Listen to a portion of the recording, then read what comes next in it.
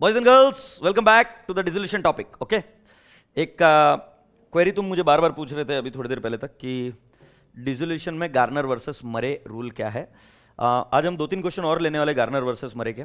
तो मैं एक छोटी सी रिक्वेस्ट करूंगा कि क्वेश्चन नंबर 3 को अभी हम दोबारा सॉल्व करेंगे। आपको होमवर्क दिया था ट्राई करने के आने के लिए, आप ट्राई भी करके आए हो, बट फिर भी मैंने जैसे आपको क्लास शुरू होने के पहले ही बोल दिया था कि we are going to solve it, और आप सभी लोग करेंगे। जो लोग वर्चुअल या पेनड्राइव मॉडल पर है वो बच्चे भी, सारे बच्चे अगर थर्ड करके भी आए होंगे तो सॉल्व करना, क्योंकि हम इस क्वेश्चन को 2 अल्टरनेटिव तरीके से सॉल्व करेंगे। And let's go ahead with that. ठीक है, 2 अल्टरनेटिव तरीके से सॉल्व करेंगे।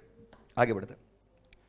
A, B, C, D are sharing profits and the losses in the ratio of 4:3:2:1, and they decided to dissolve the partnership on 31st March 2012 when their balance sheet was as under. Liabilities, asset, creditors में creditors है, employees provident fund है, capital account ए और B है, bank, debtor, stock, prepaid expenses, plant, machinery, patent, seize capital और डीज capital. सो कुल मिलाकर partner कितने बेटा जी? 4, 1 2 3 4 है ना। ऑलराइट, आगे बढ़ जब हम बढ़े तो उन्होंने कहा कि one of the creditors took some of the patent whose book value was 5000 at a valuation of 3200। अब ये इंटरेस्टिंग है, 5000 के पेटेंट मतलब 8000 में से 5000 के पेटेंट ले गया, तो बच गए कितने पेटेंट बेटा जी? पेटेंट बच गए 3000 के, सही है ना। ओके, और ये पेटेंट कौन सी वैल्यू पर ले गया? वो 3200। मतलब जो क्रेडिटर का सेटलमेंट हुआ वो कितने से सेटलमेंट हुआ बेटा जी? 3200। सो बेटा 15700 माइनस 3200, बिल्कुल सही बेटा, 12500। किसी को कोई क्वेरी इसमें? ये समझ में आया ना। पेटेंट हमारे पास बचे कितने, तो बुक वैल्यू लेस करना है, बट क्रेडिटर ने उसकी वैल्यू कितनी मानी? सिर्फ इट इज 3200। सो क्रेडिटर की वैल्यू 3200 से ही कम होगा। ये हुआ adjustment number 1। Balance of the creditors were paid at the discount of 400। इसका मतलब 400 का डिस्काउंट मतलब इसका रीपेमेंट कितने हुआ? 12100। सही है, एडजस्टमेंट नंबर 1 सिंपल है। There was a JLP 20000 not mentioned in the balance sheet, this was surrendered for 4500, this means unrecorded asset. तो इसकी एंट्री क्या होगी? Cash oblique bank account debit to realisation account. कितनी अमाउंट आएगी? 20000 या 4500? 4500, बिल्कुल सही। सो आई होप आपको ये बात भी समझ में आई। The remaining asset were realized at the following values: debtors, stock, plant and machinery, patent at 60% of their book value, expenses of realisation amounted to 1500। ये patent 60% of their book value, मतलब कौन सी बात की कर रहे हैं, किसके बारे में? बैलेंस। और बैलेंस कितना है? 3000। सही है ना। आगे बढ़ते हैं। D became insolvent and the dividend of 25 paise in a rupee was received in respect of firms claim against his estate.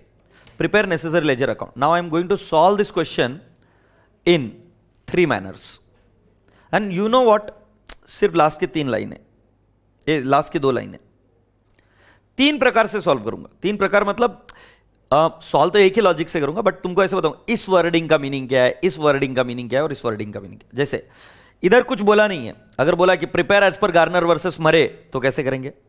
अगर prepare as per Garner versus Murray नहीं बोला तो कैसा करेंगे? और गार्नर वर्सेस मरे में भी कौन सी 2 स्टाइल है वो भी देखेंगे। Have you all understood? So let's start with the question. Are you ready? Alright. तो मैं लास्ट वाले पार्ट के बारे में लास्ट में बात करूंगा, क्योंकि जहां तक इजी है वहां तक तो पहले कंप्लीट कर लेते हैं, है ना। ओ झंडू, ठीक है ना। सो पहले हेडिंग लिखते हैं क्वेश्चन 3।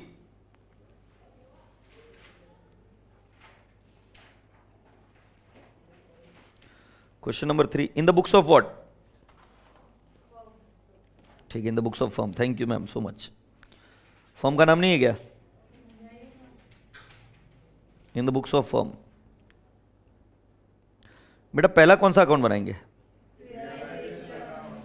बिल्कुल सही, रियलाइजेशन अकाउंट।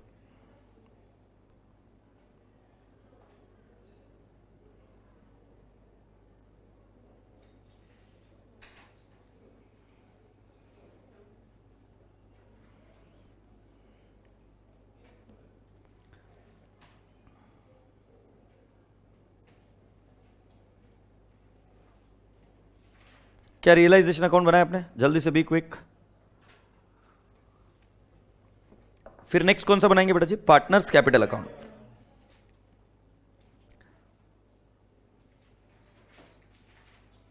मेरे हिसाब से पार्टनर 4 है। 1 2 3 4, 1 2 3 4। पार्टनर के नाम क्या क्या होंगे बेटा? ABCD।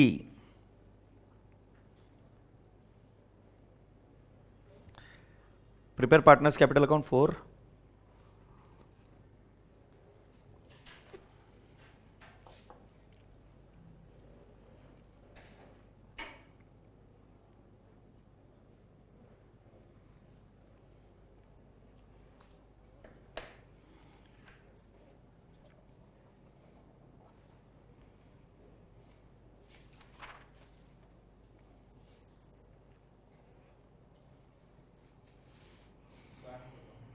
यस बेटा, give me Viola.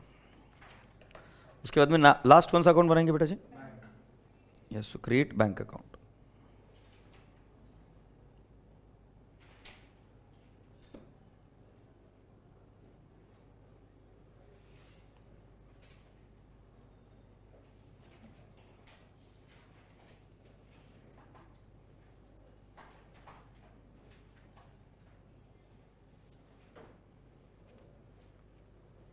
Bank account, ठीक है? Yes, if you are all ready let me go ahead. Shall we go ahead? Okay, चलो बेटा, पहला स्टेप क्या है बेटा? Empty the balance sheet. चलो birthday girl, empty the balance sheet करते हैं। एम्प्टी दी बैलेंस शीट में बैंक एम्प्टी नहीं होगा, हाँ या नहीं? तो first I will start with debtors. कौन सी वैल्यू पर बेटा एम्प्टी करने का? At book value. So debtors 15850। गुड़ी जल्दी लिखना प्लीज। 15850 टू स्टॉक 25200, बिल्कुल सही बेटा। और to prepaid expenses, prepaid expenses is 800 and then to plant and machinery, plant and machinery 20,000 और टू पेटेंट 8,000, ठीक है बेटा? ओके, अब इसके बाद में हम क्या करेंगे? By creditors, creditors 15,700। अच्छा, एम्प्लॉइज प्रोविडेंट फंड लाइबिलिटी है ना बेटा? सो एम्प्लॉइज प्रोविडेंट फंड भी हम रियलाइजेशन अकाउंट में डालेंगे। सो क्या हम लिखेंगे? To EPF. ईपीएफ का मतलब समझते हो ना? Employees provident fund 6,300। हाँ सॉरी, बाय ईपीएफ 6,300। बेटा असेट और लाइबिलिटी खाली हो गई है, अभी 2 अकाउंट बाकी रहे, और वो कौन से है? Capital account. से यस। सो बेटा जी अभी इधर हम क्या लिखेंगे? By balance brought down. Bye balance brought down, ये कौन कौन है बेटा जी?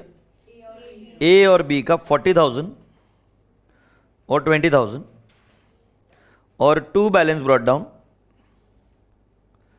it should be for C&D, and C&D would be how much? 3,200, 8,415. If you have done so far, can we go ahead? अभी एक और अकाउंट का बैलेंस बाकी रहा था बैंक का, और वो क्या लिखेंगे? To balance brought down. To balance brought down तो कितना लिखूंगा बेटा जी मैं? 535। अभी बेटा जहां तक इंसॉल्वेंसी की बात नहीं आएगी, मुझे लगता है तुम आराम से कर सकते हो, तो चलो करते हैं। एडजस्टमेंट नंबर 1 2 3 तक हम करेंगे। फोर्थ में आने के बाद में हम पॉज लेंगे, और फोर्थ में फिर मैं आपको 3 वैरायटी समझाऊंगा। सो फर्स्ट बेटा, one of the creditors took over some of the patent whose book value is 5,000 at a valuation of 3,200। तो बेटा इसका क्लियर मैंने आपको बताया था कि when the asset are given to the liability you don't make any entry, but उसका impact हमने विजुअलाइज किया, और इंपैक्ट के तहत बेटा जी हमारे पेटेंट कम हुए बाय 5,000, यस और नो, और एट द सेम टाइम मेरी जो क्रेडिटर्स थे वो कम हुए बाय 3,200, एग्रीड। तो वो बैलेंस कितना रह गया था क्रेडिटर का? 12,500। अब 12,500 पर 400 का डिस्काउंट, सो 12,100, हाँ या ना? तो बेटा इसकी एंट्री क्या? Realisation account debit to cash. Very good. तो इधर आ जाओ बेटा, इधर हम लिखेंगे डेबिट साइड में टू बैंक पूरा वर्किंग आपको समझाऊंगा। टू बैंक 15,700, अच्छा टू बैंक में कौन सा बेटा जी, इन द ब्रैकेट क्रेडिटर्स ना, 15,700 माइनस, वेरी गुड, 3,200 माइनस 400, तो बेटा कितना आ रहा है 12,100 इनर कॉलम में लिखा। इसके अलावा बेटा और एक लाइबिलिटी है, और एक लाइबिलिटी, कौन सी लाइबिलिटी है बेटा देख के बताओ, ईपीएफ। बेटा ईपीएफ के बारे में कुछ बोला है क्या, नहीं।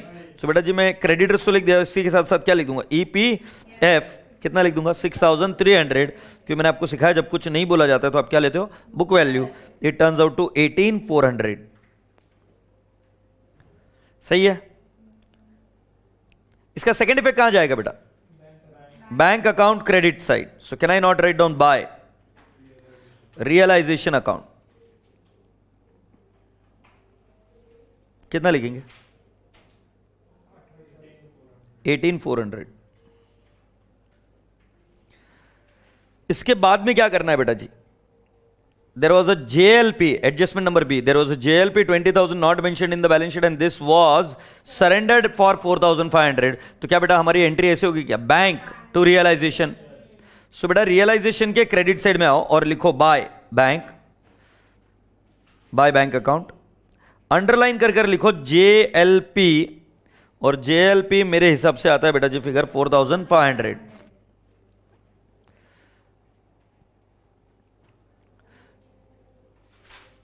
The remaining asset realised at the following values, और उसमें एक आता है डेटर्स।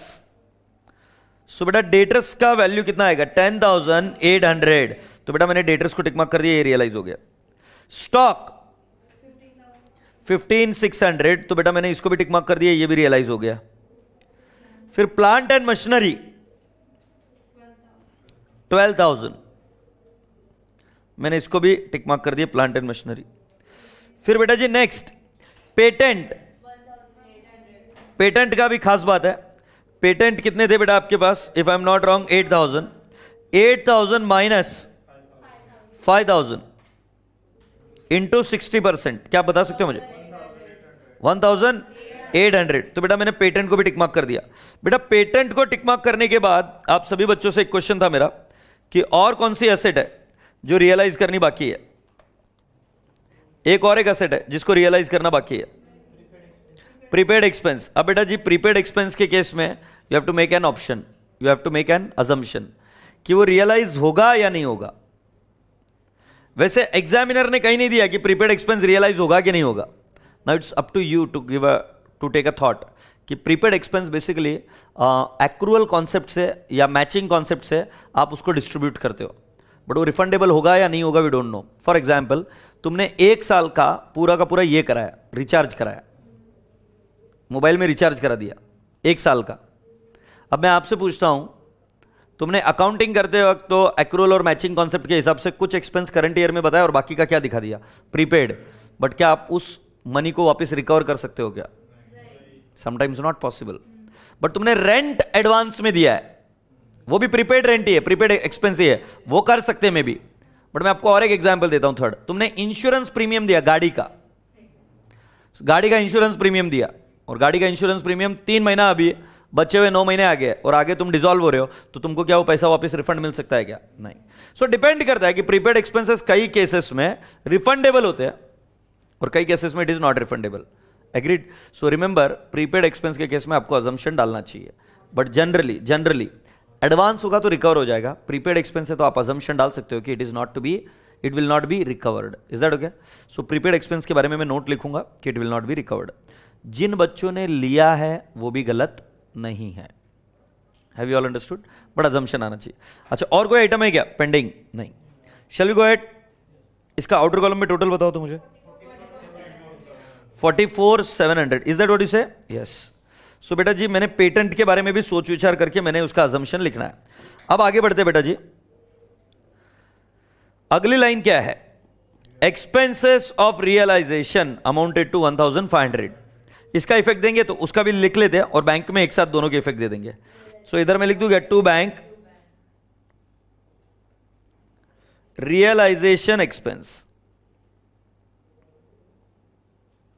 रियलाइजेशन एक्सपेंस क्या आप मुझे बता सकते हो कितना है वो, 1000. Very good. Now I have to give this to impact. इसके मुझे क्या देने पड़ेंगे? 2 इम्पैक्ट देने पड़ेंगे. सो कहां पर दूंगा? बैंक अकाउंट में. बताओ क्या क्या लिखूं?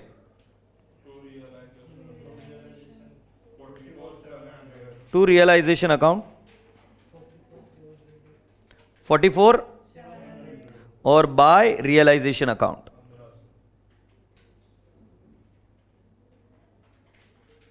1500. ठीक है. अच्छा, मेरा हमेशा यही आदत रहता है कि जहां तक अपन जा सकते जाएंगे. जहां पर कंफ्यूजन क्रिएट होगा मैं वहां पर एग्जैक्टली उसी प्लेस पर आकर रुकूंगा ताकि मैं आपको समझा पाऊं. अभी भी हम आगे कंफ्यूजन के एरिया के आगे अभी हम मतलब पीछे थोड़ा सा पहले उस एरिया तक आ जाते हैं. लास्ट के एडजस्टमेंट भी पढ़ लेते. D became insolvent and a dividend of 25 paise in a rupee was received in respect of the firm's claim against his estate. तो बेटा मुझे बताओ कितना है? डी से कितने रुपए आए इसके लिए पहले मुझे क्या करना पड़ेगा? Realisation loss. तो पहले मुझे रियलाइजेशन लॉस कैलकुलेट कर पार्टनर्स को डालना पड़ेगा तीनों को, और फिर उसके बाद में जो डी का अमाउंट आएगा उसका 25% वो कैश में लेके आएगा, बचा हुआ एज इट इज रहेगा. यहां तक तो आ सकते हैं ना. तो एक काम करते हैं, रियलाइजेशन प्रॉफिट या लॉस निकालते हैं. रियलाइजेशन प्रॉफिट या लॉस निकालो. 23,050 इज प्रॉफिट और लॉस बेटा? लॉस. चेक कर लो सभी का आ रहा है क्या? 23,050.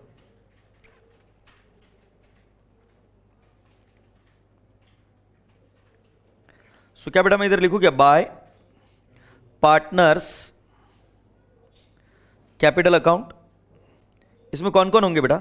ए B C D. Do you all appreciate? So बेटा अमाउंट कितनी कितनी लिखूं मैं? 23,050 into what is the PSR बेटा? 4 3 7 2 4/10 कितना आ रहा है? 9220. बी का 15. ओके. 4610 और 2305. And does that tally? बेटा आपका हुआ? करो करो जल्दी से करो. रुकाऊ मैंने लग दी छब गधेड़े.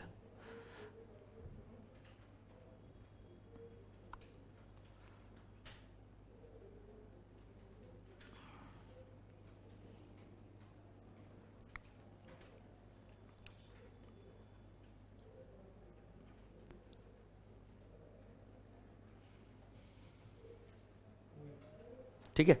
अब इसके बाद में आप क्या करोगे? पार्टनर्स कैपिटल में टू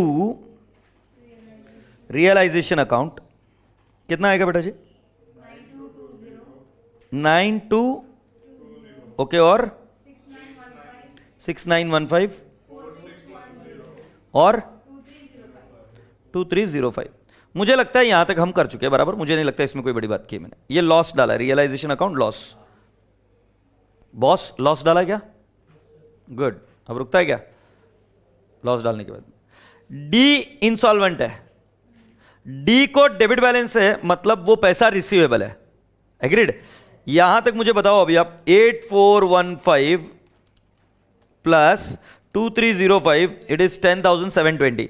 इसका कितना परसेंट आया बेटा जी? 25%. तो can I not write down इतना पैसा आया बाय कैश? So 10,720 into 25%, 2680. तो बेटा कैश बैंक में भी इसका सेकेंड इफेक्ट जाएगा. कैश बैंक में भी इसका सेकेंड इफेक्ट जाएगा. तो बेटा जी मैं इधर आ गया. To D's capital account. D ना? D's capital account 2680. I hope you have done so far. अब क्वेश्चन ये है, यहां पर हम आकर खड़े हो गए और मैं जब क्लास शुरू किया था, आज वो वर्चुअल बच्चों को भी बता दूं और पेनड्राइव बच्चों को भी, कि जब क्लास शुरू किया था तब कुछ ऐसा हुआ था कि इधर इस लेवल पर कुछ बच्चों को कन्फ्यूजन है यहां पर. और वो कन्फ्यूजन ऐसा है कि सर हमने हमारी क्लासेस में, क्योंकि ये रिवीजन बैच है तो कुछ बच्चों की क्लासेस दूसरी जगह पे हुई थी, तो उनका क्वेश्चन ये है कि सर अगर कुछ नहीं बोला हुआ होगा तो क्या हम गार्नर वर्सेस मरे फॉलो करेंगे कि नहीं करेंगे?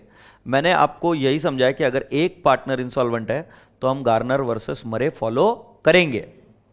दूसरा रूल फॉलो नहीं करना है। अब तुम मुझे क्वेश्चन पूछोगे क्यों ऐसा करना, तो मैं सभी बच्चों को एक रिक्वेस्ट करूंगा, please come down to the theory. हम एक एक पॉइंट कर इसको पेनिट्रेट करेंगे, एक एक पॉइंट हम इसको समझकर आगे जाएंगे, so that there is no scope of confusion. पहला क्वेश्चन आपका ये है, गार्नर वर्सेस मरे फॉलो करना है या नहीं करना एग्जाम में? If nothing is said so please come down to the page number 10 of your text book.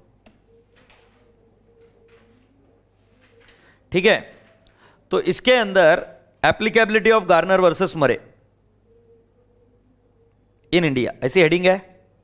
क्या लिखा है? Section 48 of the Indian partnership act 1932 is identical with section 44 of the partnership act in Great Britain, and further there has been no case law in India which has examined their question or this question.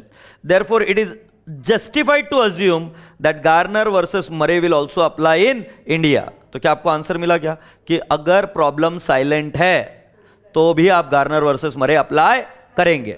और Garner versus मरे क्या बोलता है? That the deficiency of insolvent partner who is insolvent, D, so D की deficiency will be borne by solvent partner in which ratio? Capital ratio. अब आगे बढ़ते हैं। अभी however many accountant contend that unless otherwise agreed all the losses of the firm should be borne in the PSR, ये बाकी के accountant की बातें हैं जो बोलते हैं in order to avoid aforesaid controversy it is recommended that while drafting a deed the partner should specify the manner in which losses arising due to insolvency of a partner are to be borne by solvent partner. इसका meaning ये है कि अगर exam point of view से अगर question में बोला है कि डेफिशिएंसी ये रेशियो में बियर करेंगे या ऐसे बियर करेंगे तो हम प्रॉब्लम के हिसाब से फॉलो करेंगे। अगर कुछ नहीं बोला है तो will always go in what? Capital ratio. If you are clear with this concept can I take you to the next concept. अब एक बहुत बड़ी कंट्रोवर्सी हो गई बेटा गार्नर वर्सेस मरे से। क्यों? अभी जैसे ये क्वेश्चन देख रहे हो आप थर्ड, तो उसमें एक पार्टनर को डेबिट बैलेंस है, वो सॉल्वेंट है बट डेबिट बैलेंस है।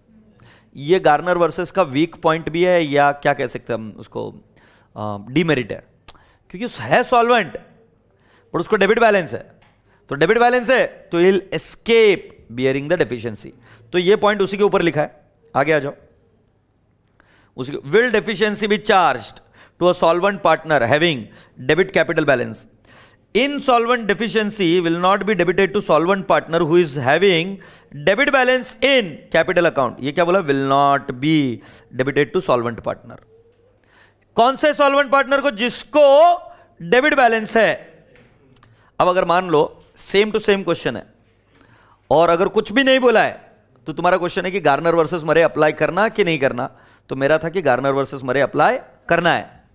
इस केस में तुम्हारा आंसर मॉड्यूल के आंसर से मैच नहीं खाएगा। अब मैं आपके सामने और एक प्रूफ दे रहा हूं मॉड्यूल का। क्वेश्चन नंबर 4 जो अभी हम सॉल्व कर रहे हैं, हमारे बुक में थर्ड है, ये क्वेश्चन नंबर 4 मॉड्यूल का एग्जैक्टली डुप्लीकेट है। अगर आप देख रहे हो देख लीजिए ये। और इस क्वेश्चन में अगर मैं आपको लास्ट लाइन पर आ जाता हूं, सो कहीं नहीं लिखा है कि आपको गार्नर वर्सेस मरे से सॉल्व करना है। आप क्वेश्चन पर एक बार नजर डाल सकते हैं, देख लीजिए, कहीं पर भी नहीं बोला है कि गार्नर वर्सेस मरे में सॉल्व करना है। बट फिर भी मॉड्यूल ने इस पूरे क्वेश्चन को परफेक्ट जो ओरिजिनल गार्नर वर्सेस मरे था उसके बेसिस पर सॉल्व किया। मैं आपको प्रूव करके दिखाता हूं। ये रियलाइजेशन लॉस कैलकुलेट हुआ जो हमने अभी कैलकुलेट किया थोड़ी देर पहले, और फिर ये रियलाइजेशन लॉस को डेबिट किया इधर, और फिर इधर वो कैश भी लेके आया 2680। इसके अलावा यहां पर और एक स्टेप उन्होंने फॉलो किया, और वो स्टेप क्या है कि realisation loss is brought in cash by which partner? Solvent partner. मैंने सिर्फ आपको इतना बताया कि वो जमाना अलग था, ये जमाना अलग है, तो मैंने सिर्फ आपको इतना बताया कि ये कैश नहीं भी लाओगे तो चलेगा, क्योंकि ये कैश इधर बढ़ जाएगी, राइट, और कैश बैलेंस भी बढ़ गया। फिर वापस पेमेंट करते वक्त तुम एक्स्ट्रा पेमेंट और कर दोगे, तो तुम रियलाइजेशन लॉस कैश में नहीं भी लाओगे तो चलेगा, ऐसा मैंने बताया। बट मैंने आपको क्लियरली बोला है, कुछ नहीं भी बोला है तो भी गार्नर वर्सेस मरे ही अप्लाई करना। हां, कुछ बोला है कि इस रेशियो में सॉल्व डेफिशिएंसी बियर करेंगे, तब आप डेफिशिएंसी बियर करोगे in different ratio other than capital ratio. तो क्या मैं एक पॉइंट आपके दिमाग में डालने में तैयार, मतलब ये कैपेबल हुआ क्या? Nothing is said, what are you going to follow? Garner versus Murray, agreed? If they say no, transfer the deficiency in the ratio of 2:2:1, तो 2:2:1, do you all appreciate? Okay, तो मैंने एक पॉइंट क्लियर किया। अब मैं आपको second confusion था आपका कि सर कब realisation loss is brought in cash? पहला कंफ्यूजन था बच्चों का कि कब गार्नर वर्सेस मरे फॉलो करना, दूसरा कंफ्यूजन था कि सर कब कैश लेके आना और कब कैश नहीं लेके आना। तो कुछ बच्चों का ऐसा बोलना था कि हमको क्लास में ऐसा बताया गया था कि जब स्पेसिफिकली बोला जाए कि गार्नर वर्सेस मरे फॉलो करो तभी गार्नर वर्सेस मरे फॉलो करो, और कैश को लेकर आओ, रियलाइजेशन लॉस जो है वो कैश में लेके आओ, ऐसा सिखाया गया था। मैं आपको क्लियर कट वापस याद दिला दूं, ये भी मॉड्यूल का ही क्वेश्चन है, इसमें कहीं नहीं बोला है कि गार्नर वर्सेस मरे फॉलो करो, बट फिर भी रियलाइजेशन लॉस कैश में लेकर आए कि नहीं आए, ये देख पा रहे हो ना आप इधर, बाय बैंक रियलाइजेशन लॉस। तो हम क्या करेंगे, इस क्वेश्चन को दो एंगल से सॉल्व करेंगे। एक, जब कैश नहीं लेकर आया, realisation loss is not brought in cash and realisation loss is brought in cash. एक ही क्वेश्चन को दो एंगल से सॉल्व करके अभी अपने आप ही पता चल जाएगा हम चार्टर्ड अकाउंटेंट है, दूध का दूध और पानी का पानी हो जाएगा। एग्रीड? और फिर हम लास्ट में ये फाइनलाइज कर लेंगे कि हमें एग्जाम में क्या फॉलो करना है। Is that okay? ऑलराइट। सो पहले अभी मैं क्या कर रहा हूं, इधर इस क्वेश्चन को सॉल्व कर रहा हूं by not bringing realisation loss in cash. तो मैं पूरा का पूरा क्वेश्चन बाद में कॉपी करना पड़ेगा, ठीक है? अभी इसको सॉल्व कर लेते हैं। एग्रीड? तो आप मेरे साथ ही सॉल्व करेंगे। हैप्पी? ऑलराइट। अब क्या करना है, ये लॉस हो गया, अब हमको क्या करना है, इसकी डेफिशिएंसी निकाली, किसकी? डी की। डी की डेफिशिएंसी कितनी आई? 10,720 इंटू 75%। चुप रहे झूठी, 75% ना, 25% तो रिकवर हो गया, 75% डेफिशिएंसी होगी ना, 8040। तो ये डेफिशिएंसी कौन कौन बियर करने वाला है? ए और बी, और बाबू ये सी क्यों बच गया? सी को डेबिट बैलेंस है। सो क्या बेटा मैं इधर सही लिख रहा हूं क्या? By A's capital by B's capital, agreed? In the bracket लिखूंगा, इधर लिखूंगा 8040 इंटू, बेटा कौन सा रेशियो मैंने आपको लेना सिखाया? डिसोल्यूशन के पहले की जो भी एडजस्टमेंट है वो कर दो, बट डिसोल्यूशन के एडजस्टमेंट के अलावा और कोई एडजस्टमेंट है ही नहीं, ये डिसोल्यूशन लॉस नहीं लेना है, तो रेशियो 4:2 आएगा या 2:1? सो बाय 2/3 और 8040 इंटू 1/3 कितना बता रही गुड़िया? 5360 और 2680, और ये एंट्री कॉन्ट्रा होती है, तो मैं इधर लिख दूंगा क्या? 2 डीज कैपिटल कितना आ जाएगा? 5360 और 2680, ठीक है? अब बेटा देखो यहां तक भी कोई दिक्कत नहीं, ये गार्नर वर्सेस मरे है, डन। अब मैं आपसे क्या बोल रहा हूं, इस क्वेश्चन को अभी हो गया पूरा कंप्लीट, अब इसको सॉल्व करना है। अभी तक मैं क्या बता रहा था कि आप बैलेंसिंग फिगर क्या लेके आएंगे? कैश में, कैश में सेटल कर देंगे। मैं कैश में सेटल कर देता हूं, आपका आंसर आ जाएगा। चेक कर लेते हैं एक बार, जैसे अभी तक मैंने सॉल्व किया। चलो आ जाओ फिर।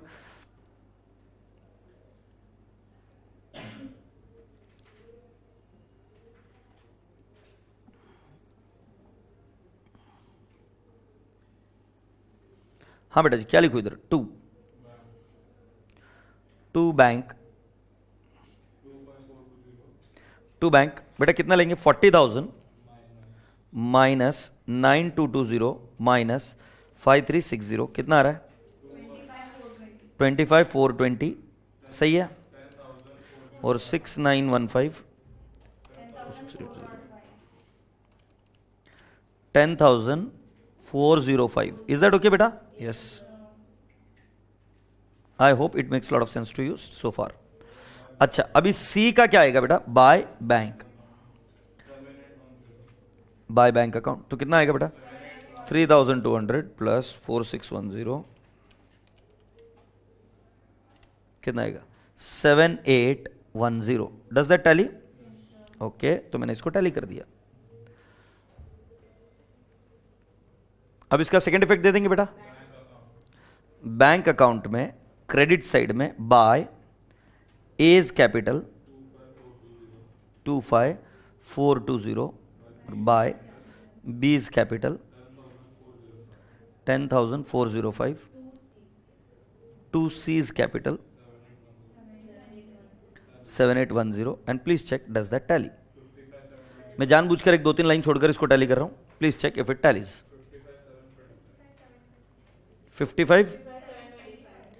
55,725। अब बेटा वो समय आ गया है कि जब आप इसको अलग एंगल से चेक करेंगे। तो मतलब एक क्वेरी मैंने आपकी सॉल्व की कि कुछ नहीं बोला है तो कौन सा फॉलो करना, तो मैंने बोला गार्नर वर्सेस मरे, ये क्लियर हो गया। अब सेकंड क्वेरी ये है कि realisation loss solvent partner cash में लेकर आते हैं कि नहीं लेकर आते? चलो खुद अपनी आंखों से देख लो क्या फर्क पड़ जाता है। ठीक है, रेडी हो ना? ओके।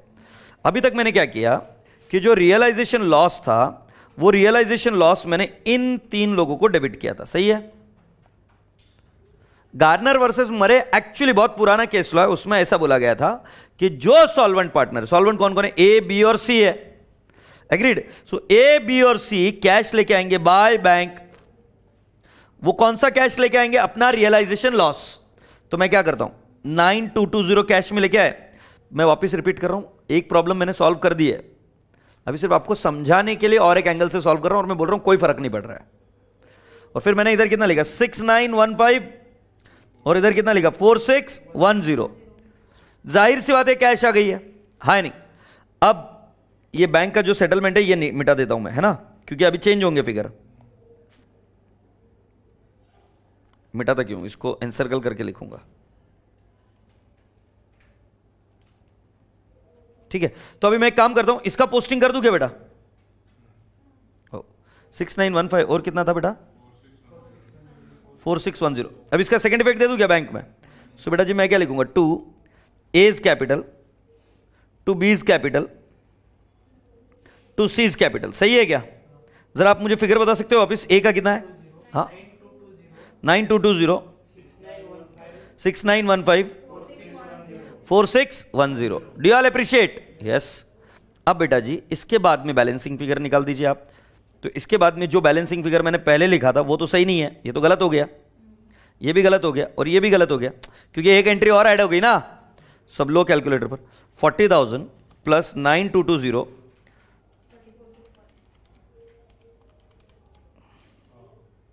कितना आ रहा है बेटा? 34,640। ये 2 बैंक आ जाएगा ना बेटा? बट कॉमन सेंस लगाओ, इन दोनों के बीच का डिफरेंस 9220 ही है, और 9220 कौन लेके आ रहा है? ए लेके आ रहा है, और ऑफिस ए कोई पेमेंट कर रहा है। क्यों करेंगे हम ऐसा? ऐसा कौन? तुम करोगे क्या रियल लाइफ में? कि मतलब उनको बोलेंगे कि तुम तुम्हारा लॉस कैश में लेके आओ और फिर वापस तुमको ही तुम्हारी कैश वापस देंगे? तो मैंने लगता है बहुत कॉम्प्लिकेटेड लग रहा है ऐसा, ये पुराने जमाने की बात थी। सो ये 34,640 जाएगा। अच्छा बी का निकालो, 20,000 प्लस 6915 माइनस 6915 माइनस 2680, तो ये कितना आ रहा है? 17,320। जो 10,405 था उसकी जगह पे अभी 17,320। इन दोनों के बीच का भी डिफरेंस 6915 है, जितनी कैश लेके आया ना वही वाला। अच्छा अब नेक्स्ट, इसका 4610 है ना? अच्छा अब ये कैश कितनी लेके आएगा? ये वाला फिगर हो जाएगा 3,200। चेक कर लो, बट तुम 7810 और 3,200 का भी फर्क देख लो। It is how much? 4610। अबे हो नहीं। अब एक काम करूं, ये इधर में फिगर जो लिख चुका हूं पहले इनके, अब ये वाला फिगर चेंज हो जाएगा, ये वाला भी चेंज हो जाएगा और ये वाला भी चेंज हो जाएगा। सो क्या करेंगे हम? 3,200 लिख दूं क्या इधर? और इधर कितना लिख दूं? 34,640 ना, शायद 6040 640, और दूसरा कितना है? 17,320। तो बेटा अब जरा टैली कर देख लो क्या टैली हो रहा है क्या? जो एनसर्कल किए फिगर उसको मत लो। 18,400 प्लस 1,500 प्लस 34,640 प्लस 17,320 कितना आ जाएगा? 71,860। और बेटा जी 535 plus 44,700 plus 2680 plus 3,200 plus 9220 plus 6915 plus 4610 कितना आएगा? 71,860। तुम बोलोगे कि सर कौन सा आंसर राइट है? Both are right. पहला वाला मोर लॉजिकल है, दूसरे वाले में मैं क्या सिखा रहा हूं आपको पागल के जैसे? उन्हीं लोगों से कैश मंगाओ डिसोल्यूशन के वक्त और उनको वापस दो। ऐसा कौन क्यों करेगा? समझ में आ रही बात ध्यान में? मूडिल ने कौन सा अप्रोच फॉलो किया? ये वाला किया है, क्योंकि उन्होंने perfect Garner versus Murray follow किया है। तो अगर कोई बच्चा मुझे बोलता है कि सर अगर मैं रियलाइजेशन लॉस कैश में लेके आ जाता हूं तो क्या मेरी गलती है क्या? नहीं, कोई गलती नहीं है। बट मैंने क्या किया, मैंने आगे की भी प्रॉब्लम विजुअलाइज की है कुछ। आगे कौन सी प्रॉब्लम? कई बार रेम्यूनरेशन देना पड़ता है on the amount which is given to the partner. ऐसा एडजस्टमेंट आई, provide 2% of the remuneration as realisation expense on the amount distributed to partner. अब अमाउंट डिस्ट्रीब्यूटेड टू पार्टनर एक ये अमाउंट हो सकती है और एक ये अमाउंट हो सकती है। अब आईसीआई अपने बच्चों को गलत नहीं सिखाती, आईसीआई उस केस में बराबर चेंज हो जाती है। आईसीआई उस केस में रियलाइजेशन लॉस को कैश में नहीं लेके आती है, आईसीआई बोलती है कि इस पर कमीशन दो क्योंकि एक्चुअली यही अमाउंट दी हुई है, तब वो कमीशन इस पर नहीं कैलकुलेट करेगी और तुम फंस जाओगे। इसलिए मैंने शुरुआत से ही आपको ऐसे सिखाया कि रियलाइजेशन लॉस को कैश में मत लेके आओ। तुम्हें समझ में आ रहा है कि नहीं आ रहा है? अगर मैंने बोला 2% कमीशन निकालो, सो 2% कमीशन कोई अपना ही पैसा दे रहा है और वही रिटर्न मिल रहा है, उस पर कमीशन क्यों देगा? इसलिए फिर ऐसे बराबर इस पर करती है, इस पर इसको इग्नोर मारती है और इस पर कमीशन निकालती है। इसलिए मैंने शुरुआत से ही वो प्रॉब्लम्स आगे के मद्देनजर रखते हुए आपको एक ही तरीका सिखाया। तो इसमें कोई एम्बिग्यूटी नहीं है। Nothing is said, follow Garner versus मरे। आई use the word nothing is said. If they से कि ये रेशियो में करो, ऐसा ऐसा करो, तो हम वो रेशियो में करेंगे। सेकंड कॉन्सेप्ट है कि सर रियलाइजेशन लॉस कैश में लेके आना क्या? मैं बोल रहा हूं लेकर आए तो भी ठीक है और नहीं लेकर आए तो अति उत्तम, क्योंकि उस जमाने की बात थी, उस जमाने में उन्होंने कहा था, अब ऐसा कोई एप्लीकेशन नहीं है। I think I have made lot of sense today. ठीक है, तो ये वाला पॉइंट देख लीजिए, उन्होंने 71,860 से सॉल्व किया। हाँ या नहीं? Can we now go ahead to the next question? Alright, so now we are scheduled on question number 4। तुमको आज एक नई चीज बताता हूं। हाँ, प्रीपेड एक्सपेंस का अजम्पशन लिखते बेटा, बट एक तुमको एक नई चीज बताता हूं, द पावर ऑफ ट्राइंग। तुम घर पर 3 और 4 ट्राई करके आए तो इतने सारे क्वेरीज आए, ट्राई नहीं करते तो क्वेरीज कहां से आते हैं? समझ में आ रहा है? तो कीप ट्राइंग। प्रॉब्लम सॉल्व होते हैं, हम ट्राई नहीं करते इसलिए सॉल्व नहीं होते। अभी हो गई ना problem solve, that's it. So write down इसका एक assumption, it is assumed that nothing will be realized, it is assumed that nothing will be realized of prepaid expense,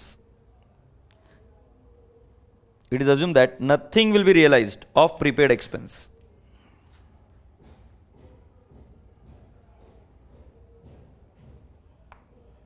Have you done so far?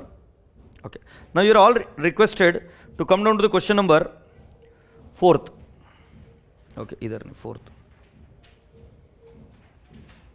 We are there on page number 15. So let's do question number 4th. Please read the question number 4th. और इस question को लिखो important question. Question number 4th को लिखो important question. Messrs XYZ who are in partnership sharing profits and the losses in the ratio of 2:1 respectively had the following balance sheet as at 31st December 2012: fixed asset, stock, book debts, less provision, cash, advance to Y, capital XYZ, Z's loan from Mrs. X और sundry trade creditor। मतलब in short सभी का कुछ ना कुछ है। Y partner है, उसको एक एडवांस दे रखा है, तो फर्म की वो क्या है? असेट है।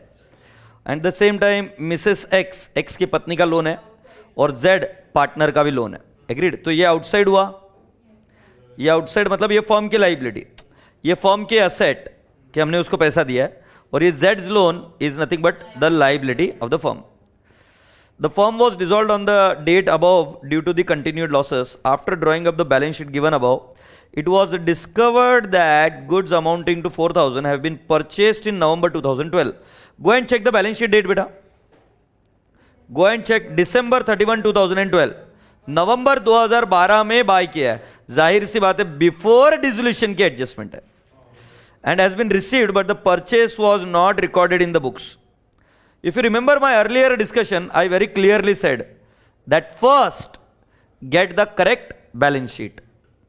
इस क्वेश्चन को सॉल्व करने के मल्टीपल तरीके हैं, आंसर राइट ही आएंगे, बट इस केस में मैं आपको वो सिखाना चाहूंगा जो मॉड्यूल ने करना दिया है, जो मॉड्यूल ने किया है, तो मैं आपको वो करना सिखाऊंगा, क्योंकि एक थोड़ा कॉन्फिडेंस भी आता है कि हाँ जो मॉड्यूल ने किया और अपना आंसर मैच हो रहा है।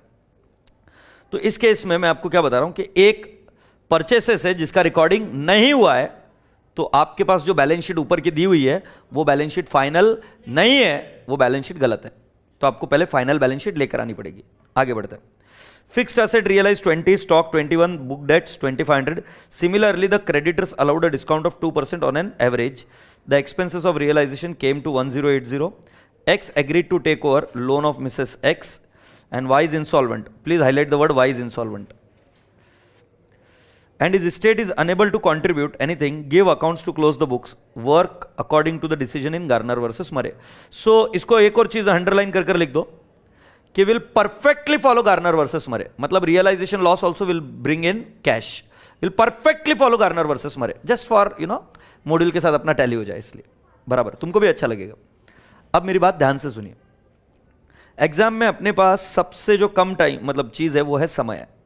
तो अपन क्या करेंगे, बैलेंस शीट को रीड्राफ्ट इधर ही करेंगे। अनरिकॉर्डेड परचेसेस की अगर मुझे एंट्री करनी है, अनरिकॉर्डेड मतलब जो नवंबर 2012 में था बट रिकॉर्ड हुआ ही नहीं, तो बचपन में क्या सुंदर टीचर ने एंट्री सिखाई थी, परचेसेस टू क्रेडिटर्स या cash oblique bank, but cash oblique bank आएगा नहीं, क्योंकि बेटा कैश ऑब्लिक बैंक अगर कैश कम होती तो वो लिखते हैं ना, और अपने पास वैसे कैश है भी नहीं, तो अपन क्या बोलेंगे, परचेसेस टू व्हाट, क्रेडिटर्स। कितनी अमाउंट है बेटा जी, 4000। अब मेरा नेक्स्ट प्रश्न है इस इंटेलिजेंट क्लास को, सुंदर टीचर ने क्या बनाया, बैलेंस शीट बन जाने के बाद अगर आपका लॉस रेक्टिफाई होता है, मतलब नेक्स्ट ईयर में तब रेक्टिफाई होता है, तो आप क्या करते हो, जो trading P and L account को हिट करता है उसको पी एंड एल अकाउंट लिख देते हो क्या, हाँ या नहीं। सो क्या बेटा जी इसकी रेक्टिफिकेशन एंट्री ऐसे आएगी क्या, P and L in the bracket purchases या trading to what, to creditors account, 4000 ये एंट्री किसकी हो रही बेटा पहले बताओ, अनरिकॉर्डेड परचेसेस को रेक्टिफाई कर रहे हैं। मतलब अब मैं क्या करूंगा, इसका इफेक्ट दूंगा, तो क्या बेटा जी मैं लिख रहा हूं क्या, मेरे क्रेडिटर्स बढ़ गए 4000 से, सो ये कितने आ गए 29000, और इधर आ जाएगा negative profit that is loss, P and L account 4000। D all appreciate. So आपकी बैलेंस शीट हो जाएगी 94। मॉड्यूल ने ये सब कार्यक्रम नहीं किया, मॉड्यूल बस कर देती है ऐसे ही, मॉड्यूल ने ये 4000 का लॉस कैपिटल अकाउंट में डाल दिया। अब पता तो चले कैपिटल में क्यों डाला, कैपिटल में इसलिए डाला है क्योंकि जो लॉस है, मैंने भी सिखाया रिजर्व्स एंड सरप्लस कहां जाते हैं, old partners in old PSR.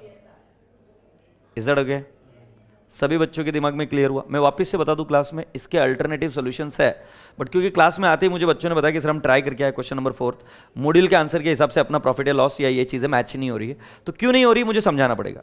तो स्टेप नंबर 1 अपनी फाइनल थी कि जो डिसोल्यूशन के एडजस्टमेंट नहीं है, जो फाइनल अकाउंट एडजस्टमेंट है, पहले हमको वो करनी पड़ेगी। तो हमारी करेक्ट बैलेंस शीट लेकर अगर हमें आना है तो क्रेडिटर्स को बढ़ाना पड़ेगा और परचेस को भी बढ़ाना पड़ेगा, बट परचेस कहां पे हिट करता है, पी एंड एल अकाउंट, और अभी यहां पर तो कोई रिजर्व एंड सरप्लस दिख नहीं रहा जिसमें मैं एडजस्ट कर सकता हूं। देखो कोई रिजर्व है क्या लायबिलिटी साइड में, नहीं है, सो मैं डायरेक्टली कहां पे हिट कराऊंगा इसको, बैलेंस शीट असेट साइड में, P and L account in the bracket loss कितना आ गया 4000। अब मैं बैलेंस शीट को एम्प्टी करूंगा, कौन सी वाली बैलेंस शीट, ये वाली। Have you all understood? So let's begin the story.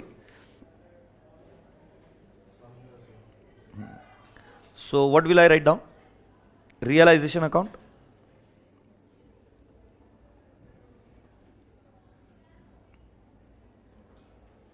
Create the account beta, realization account.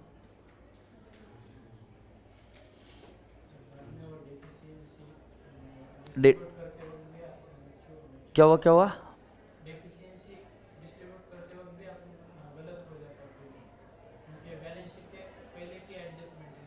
नहीं वो वहां कुछ गड़बड़ नहीं थी, मैं प्रूव करता हूं। सिर्फ तुम्हारा लॉस अलग आएगा, दैट्स इट, और बाकी सब कुछ मैच हो जाएगा, तुम देख लेना खुद ही। रियलाइजेशन अकाउंट, फिर partners capital account,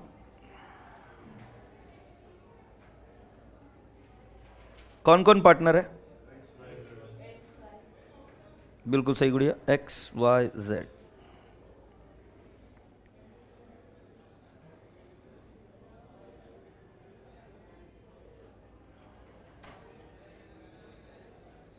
partners capital account के बाद में नेक्स्ट कौन सा आएगा बेटा, कैश ऑब्लिक बैंक अकाउंट।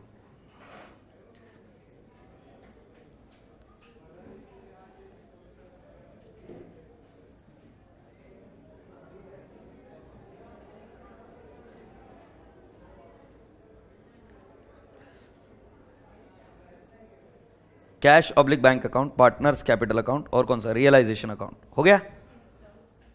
और एक अकाउंट बना लेते बेटा, Jades loan account, just for the sake, Jades loan account. बेटा प्लीज रफ में बनाओ, जल्दी करो, टाइम नहीं है।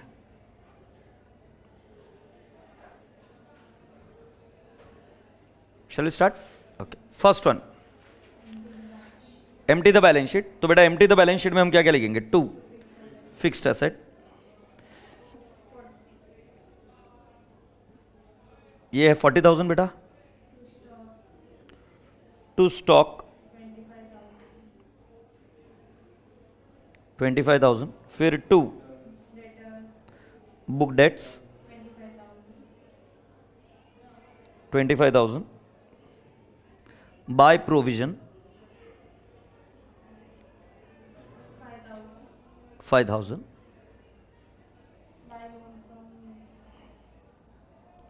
और इधर के ट्रांसफर कर देते by loan from Mrs x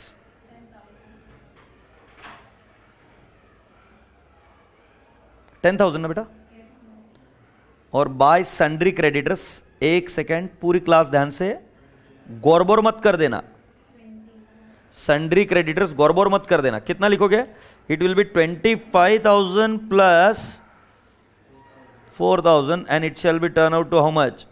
29,000। क्योंकि मैंने बैलेंस शीट रीड्राफ्ट कर दी और आपको ये नोट लिखना पड़ेगा that the creditors are recorded, agreed, creditors are recorded to the tune of 4,000, done. तो इधर 29,000 एम्प्टी हुआ। अब बेटा partners capital account by balance brought down, इसमें x कितना है? 29,200, y कितना है? 10,800, और z मेरे बच्चों 10,000।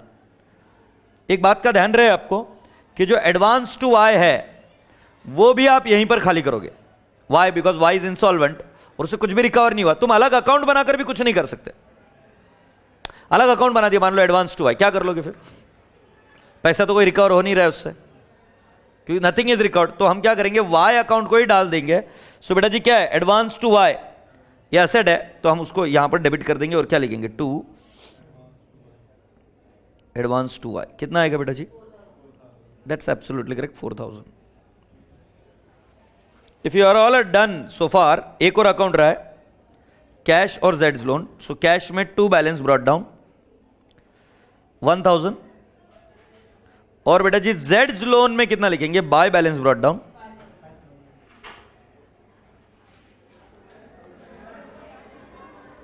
आई होप आप यहां तक आ गए हो। आई होप कैमरा हिल गया, देख, आई होप कैमरा हिल गया, आई होप आप यहां तक आ गए हो। Done. Now let's go on and move forward. बेटा क्या क्या बोला है? कौन सी एसेट रियलाइज हो गई आपकी? वो अनरिकॉर्डेड परचेसेस तो हमने कर लिया। एक और आइटम रह गया भाई, ऐसे क्या कर रहे हो? P&L अकाउंट है ना? सो हम यहां पर क्या लिखेंगे? To P&L account. तो इधर क्या लिखेंगे? अनरिकॉर्डेड परचेसेस लिखेंगे क्या? बेटा अनरिकॉर्डेड परचेसेस ये बैलेंस शीट में आ गया था असेट साइड में, कौन से रेशियो में डालोगे? 2:2:1। बेटा बताओ कितना आएगा? 1600, 800।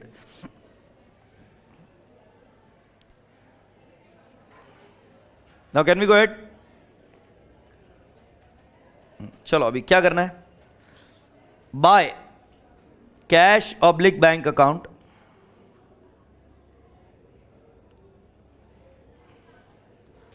Fixed asset, stock, book debts. बेटा फिक्स्ड असेट कितना वसूल करेंगे? 20,000। स्टॉक कितना वसूल करेंगे बेटा जी? 21,000। और डेटर्स कितना वसूल करेंगे? 20,500, 61,500 I believe. To cash oblique bank. बेटा ये प्रोविजन फॉर डाउटफुल डेट है, हाँ? नहीं तो प्रोविजन मानेंगे तो इसको कुछ पेमेंट नहीं करना। To cash oblique bank. बेटा जी सन्ड्री क्रेडिटर से एक है,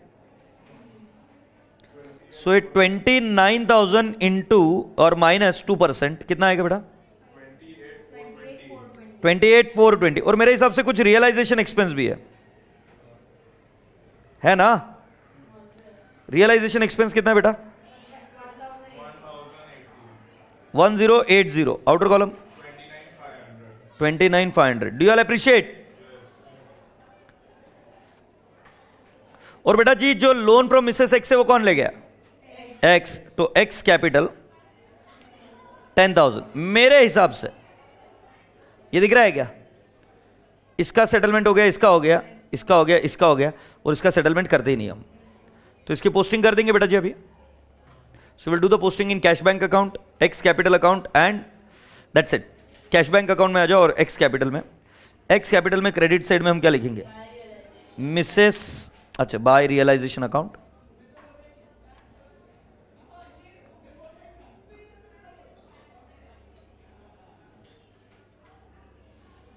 bye realisation account Mrs X loan. कितना है बेटा जी वो? 10,000 ना. ओके. कैश बैंक अकाउंट में आ जाओ बेटा जी, टू रियलाइजेशन अकाउंट. मेरे हिसाब से तुमने 61,600 कुछ बोला ना? 61,500. ओके. और बाय रियलाइजेशन अकाउंट 21,500. ओके, 29,500. बेटा मेरे हिसाब से सारी एसेट और लाइबिलिटी सेटल हो गई. अब जेड्स लोन है, उसका भी पेमेंट कर देते हैं, क्योंकि पहले आउटसाइड लाइबिलिटी हो गई पेमेंट, उसके बाद में किसका पेमेंट करते हैं हम? Partners loan. तो एक काम करते, टू क्या लिखेंगे? Cash oblique bank account. And the figure would be how much? 5,000. Does that tally? Second effect कहां जाएगा? ओ कैश बाय जेड्स लोन अकाउंट. कितना लिख देंगे? 5,000. अब मुझे एक बात बताओ बच्चों कि तुम्हारे रियलाइजेशन में और कोई एडजस्टमेंट बाकी है क्या? नहीं. सो इसको एक काम करो, इसका लॉस निकालकर कैलकुलेट कर रेडी रख लो. 24,000 का लॉस आ रहा है क्या? So can I not say by partners capital X Y Z. बेटा पीएसआर क्या है? 2:2:1. सो बेटा जी कितना आएगा? 24,000 इंटू 2/5. कितना आ रहा है बेटा? 9,600, 9,600 और 4,800. Absolutely stunning.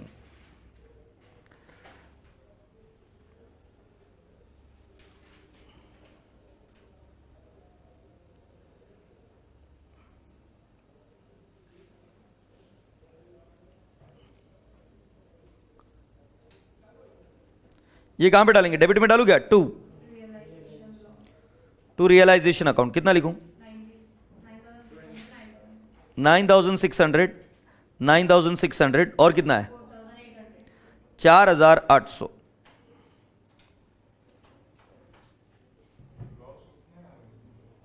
ठीक है. अब अगर तुम देखोगे ये रियलाइजेशन लॉस है. अब अगर मुझे perfect Garner versus Murray follow करना है, जैसे मॉड्यूल ने किया, तो हम क्या करेंगे? Solvent partner will bring the realisation loss in what? Cash. तो बेटा कौन कौन सॉल्वेंट है? एक्स सॉल्वेंट है क्या? अरे यार, एक्स सॉल्वेंट है क्या? वाई सॉल्वेंट नहीं है, जेड सॉल्वेंट है. सो बेटा जी हम क्या लिखेंगे? By cash. है नहीं? अच्छा, वाई कुछ कैश लेके आया क्या? नहीं. सो बेटा जी हम कैश लेके आ गए. ओ तेरी क्यों हो रहे भाई?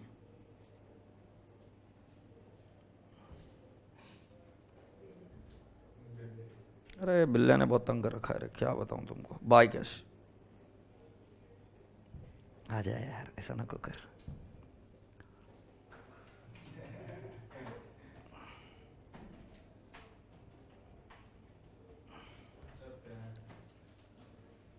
बता तू कैसे प्यार से करता है ना, लाइक होपलेस है, प्यार से बोले होपलेस. हाँ रुक जा. हाँ ये 9,600 आया और ये 4,800 आया. डन. अब इधर हम लिखेंगे कैश बैंक में टू, क्या क्या नाम मेरे पार्टनर के? X capital. कितना आएगा बेटा? 9,600 और टू जेड्स कैपिटल. कितना आ रहा है गुड़िया? 4,800. Very good. ये झंपुड़े मुझे एक बात बताइए, realisation loss is brought in cash. Done done done. अब क्या करना है अपने को? इनसॉल्वेंट पार्टनर की डेफिशिएंसी निकालनी है. It is 14,800, no 10,800 minus 4,000. Oh sorry, 10,800 minus 4,000 minus 1,600 minus 9,600. Deficiency मेरे हिसाब से 4,400 है. और x और z उसको बियर करेंगे इन द रेशियो ऑफ 29, 200, 10,000 और भी कुछ आएगा, और भी कुछ आएगा। ये तो कैपिटल है या नहीं? बट ये लॉस भी तो एडजस्ट होगा। मैंने आपको क्या बोला? डिसोल्यूशन को छोड़कर सारी एडजस्टमेंट होनी चाहिए। मुझे बताओ अनरिकॉर्डेड परचेसेस कौन से साल का है? उस मतलब डिसोल्यूशन की एडजस्टमेंट नहीं है ना। मैंने बोला कैपिटल अकाउंट का बैलेंस निकालते हो आप सारी एडजस्टमेंट करो, interest on capital, interest on drawings, हाँ नहीं, ड्रॉइंग्स के एडजस्टमेंट, बट डिसोल्यूशन के एडजस्टमेंट को छोड़कर। सो हम क्या लिखेंगे? लिखो इधर एक नोट लिखो, working note number 1, working note, deficiency of Mr Y, ये तुमने 4400 निकाला। फिर हम क्या लिखेंगे? डेफिशिएंसी ऑफ वाई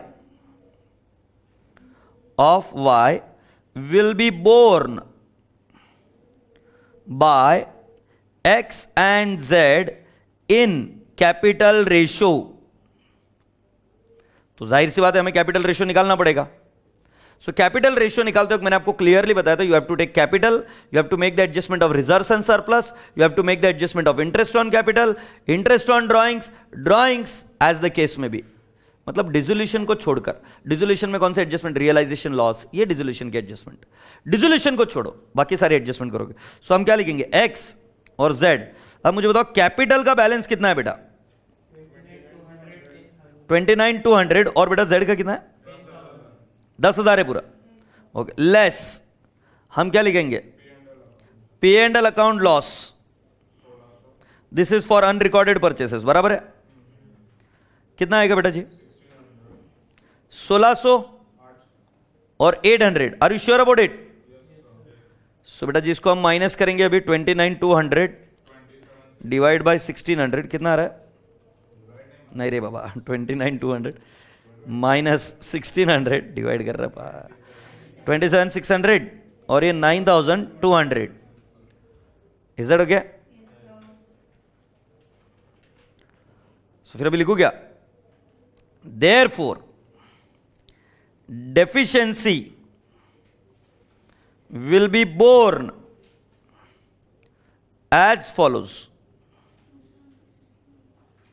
कौन कौन है बेटा? X, Z, 2Y। डेफिशिएंसी आपने मुझे बताई 4,400 इंटू 27,600 डिवाइड बाय 36,800। क्या समझ आता है क्या? इंटू 9,200 डिवाइड बाय 36,800 कितना आएगा बेटा जी? 3,300, 1,100 और 4,400। Do you all appreciate?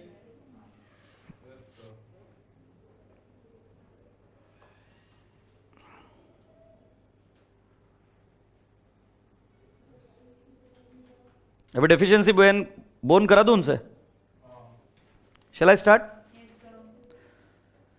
सो ये डेफिशिएंसी रहेगी इस तरीके से। क्या करेंगे? बाय एक्स कैपिटल बाय जेड्स capital and to Y's capital. बेटा एक्स का कितना था? 3,300 और इसका आएगा 1,100। तो इधर आएगा 3,300 और 1,100। क्या आपको समझ में आ रही क्या कॉन्ट्रा एंट्री? चलो अभी सेटलमेंट वैल्यू निकालो। वाई तो सेटल्ड ही है, वाई तो टेलीड ही है। एक्स का निकालो।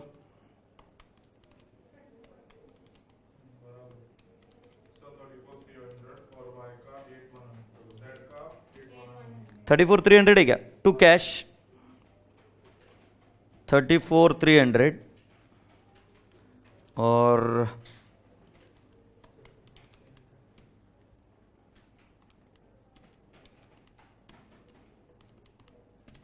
ये 8,100 आ रहा है क्या इसका? So this tallies, this is the balancing figure. अब कैश बैंक में डालकर चेक करते हैं कि टैली होता है कि नहीं होता है। So by X capital and bye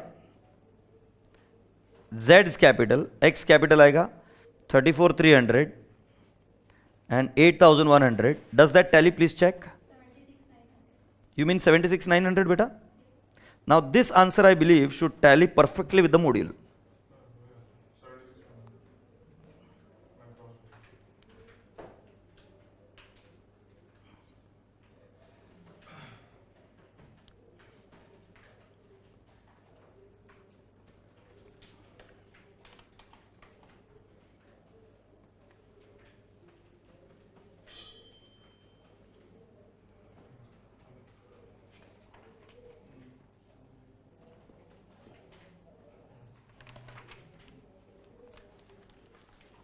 एक नोट लिखो बेटा, एक नोट लिखो.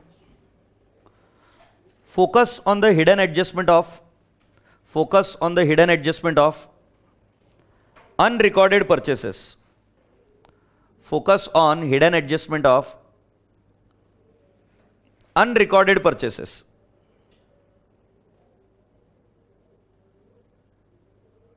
ठीक है.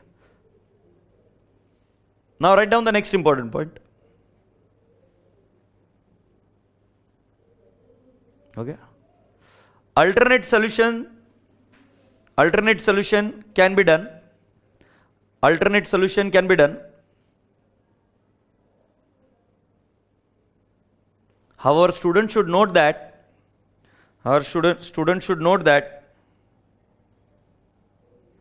the above answer is perfectly as per.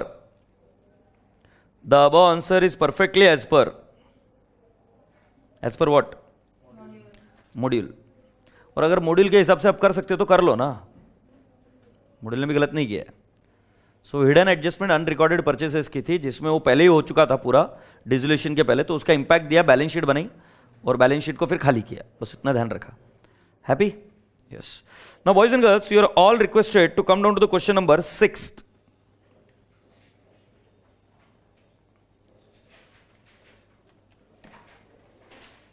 Question number 6 पर आ जाओ.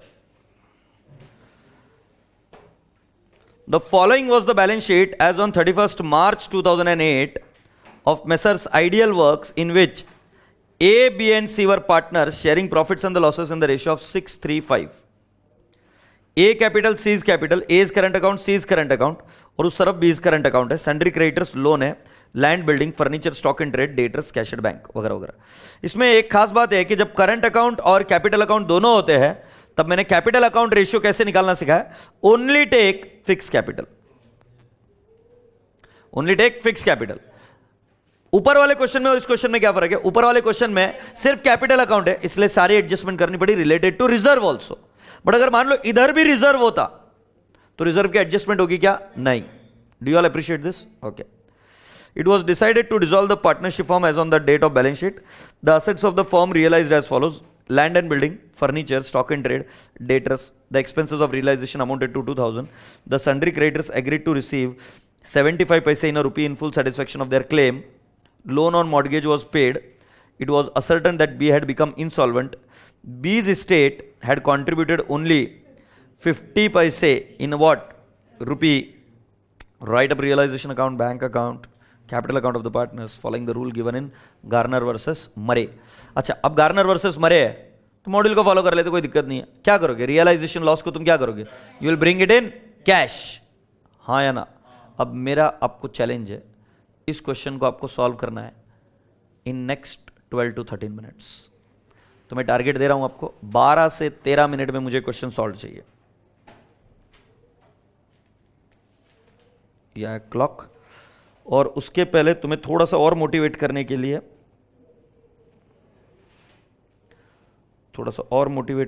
लिए मैं आ जाता हूं और फाइंड करते हैं.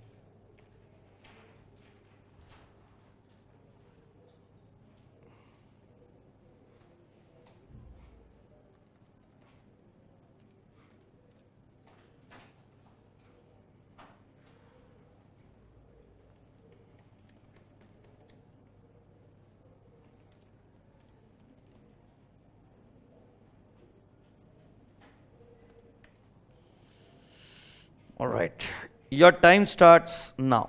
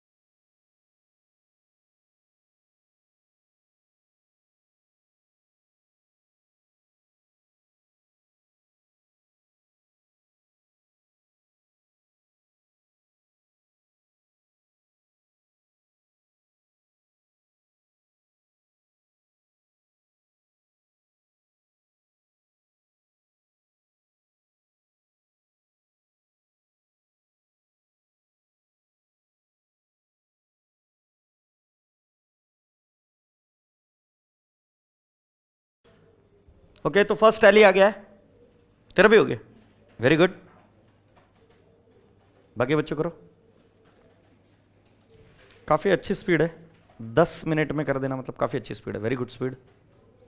देना बेटा बुक, फिर क्यों डरते हैं, बुक दो। बम चला। सो ये गुंडप्पा ने सॉल्व किया, वो आपके सामने शेयर कर रहा हूं। क्वेश्चन नंबर कहां से शुरू हो रहा है बेटा तेरा, यहीं से क्या? ओके सो क्वेश्चन नंबर अपना कौन सा चल रहा है? 6, ठीक है। अच्छा इन बच्चों को करना है ना, ठीक है, स्टॉप कर रहा हूं। वो टेली गुड़िया, ए झंपिया जल्दी करना, हो गया तेरा भी? Okay alright, so let's go on and discuss this question. I believe we are doing question number what 6। सो पहले रियलाइजेशन अकाउंट के डेबिट साइड में 10,000 डाला होगा। रियलाइजेशन के डेबिट में to land and building 10,000, to furniture 5,000, to stock in trade 23,100, to sundry debtors 30,000, to cash at bank कहां जाएगा? कैश एट बैंक के डेबिट साइड में 2,500। बीस करंट अकाउंट आपने डाला होगा बी के डेबिट साइड में, B's current account. Now A's capital A account के क्रेडिट साइड में, सीज कैपिटल सी अकाउंट के क्रेडिट साइड में। करंट अकाउंट आपने ए अकाउंट के क्रेडिट साइड में लिखा होगा बाय करंट अकाउंट, और सी के क्रेडिट साइड में आपने लिखा होगा by C's current account. Sundry creditors realisation account credit side and 4,000 realisation account credit side only. Agreed? Going ahead, land and building से आपको मिले 6,000 रुपए, तो आपने कहां पर लिखा होगा बेटा जी? रियलाइजेशन के क्रेडिट साइड में bye cash oblique bank. Land and building कितना लिखा? 6,000। फर्नीचर 2,000, स्टॉक इन ट्रेड 15,000 और डेटर्स 20,000। बेटा क्या सारी एसेट रियलाइज हो गई? हाँ, और आउटर कॉलम में गुड़िया बता रही 43,000 गया है, हाँ नहीं? तो कैश के डेबिट साइड में 43,000 गया होगा। The expenses of realisation amounted to 2,000। So realisation के डेबिट साइड देखो, to realisation expense 2,000, to creditors 75% लिया ना, सो 22,500 कैसे लिया? 30,000 इंटू 75%, 22,500। और loan on mortgage fully paid, तो लोन कितना है बेटा? 4,000, सो आपने 4,000 लिखा। सो टोटल हुई उसकी कैश के 28,500, कैश अकाउंट के क्रेडिट में 28,500 लिखा। Okay alright, so I think we have done so far. फिर बेटा जी बी कॉन्ट्रीब्यूटेड ओनली 50 पैसे, तो उसके पहले हमको क्या निकालना पड़ा? रियलाइजेशन, प्रॉफिट या लॉस। तो इस छोरी के हिसाब से 19,600 का लॉस आया, और ये लॉस आपको बांटना था इन द रेशियो ऑफ 6:3:5। सो ए का आया 8,400, बी का आया 4,200 और सी का आया 7,000। ये लॉस में से आपने कहा किया? रियलाइजेशन अकाउंट के क्रेडिट साइड और पार्टनर्स कैपिटल अकाउंट के डेबिट साइड, और उसमें एक पुट्टा इंसॉल्वेंट हुआ, वो है बी। सो बेटा जी बी कितने रुपए लेके आ पाया? इस गुड़िया के हिसाब से बाय कैश 4,550, और इसका फिगर वर्किंग बताता हूं। डेबिट में 4,900 है और 4,200, ऐसे दो डेबिट गए। So 4,900 plus 4,200 divide by 2, it will be 4,550 cash आई। जो बची हुई 4,550 की डेफिशिएंसी है, it will be borne by A and C in the ratio of 5:3। So 4,550 divide by 8 into 5, 2844 और 1706। तो आपने लिखा होगा बी के क्रेडिट साइड में बाय एज कैपिटल और by C's capital. By A's capital 2844 and by C's capital it would be 1706, और debit side में लिखा तुमने टू बीज कैपिटल, ए के कॉलम में 2844 और सी के कॉलम में 1706। अब लास्ट में आपको इसको क्लोज करना है, तो क्लोज करने में सेटलमेंट हुआ बेटा जी to bank A will be sorry एक रियलाइजेशन लॉस भी कैश में लेके आएंगे। क्यों? क्योंकि हमने perfect Garner versus Murray follow करना है, ऐसा बोला है। So by cash oblique bank A के कॉलम में 8,400 realisation loss brought in cash, और सी का कितना लिखा? 7,000। सो बेटा जी आपका टोटल टू बैंक आएगा 23,156 किसका? ए का, और सी का आएगा 13,794। Do you all appreciate? And with this, it tallies, bank tallies with 65,450. ठीक है, ये लो. Now write down the heading. When the whole firm is insolvent.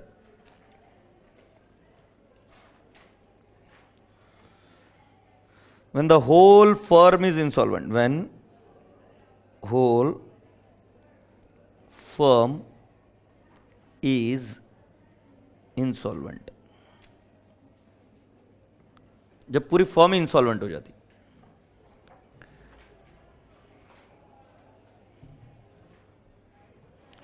बेटा मैं आपसे एक बात बोलूं क्या? अभी तक हमने कोई चिंता की क्या कैश है क्या नहीं है? नहीं, बिंदास धड़ाधड़ पेमेंट किया, क्योंकि हमें पता कम भी पड़ी, डेफिशिएंसी भी तो दूसरा लेके आ जाएगा. बट जब पूरी फर्म ही इंसॉल्वेंट हो जाती है तब एक टेंशन है कि पैसा कहां से आएगा. इसीलिए यहां पर डिफरेंस क्या है? ओपन रियलाइजेशन अकाउंट, पहले सुन लो, open realisation account and transfer only assets. I use the word only assets. Open separate account for each liability. क्योंकि अभी हमें पता नहीं कौन सी लाइबिलिटी को कितना पेमेंट मिलेगा, तो हमको इनको पेमेंट करना पड़ेगा पारी पशु. So have to open up a separate account for each liability. Asset सारी कहां ट्रांसफर कर देंगे हम? रियलाइजेशन अकाउंट में. बट लाइबिलिटी अकाउंट का हम अलग अलग अकाउंट ओपन करेंगे. फिर step number 2, realise all assets and receive possible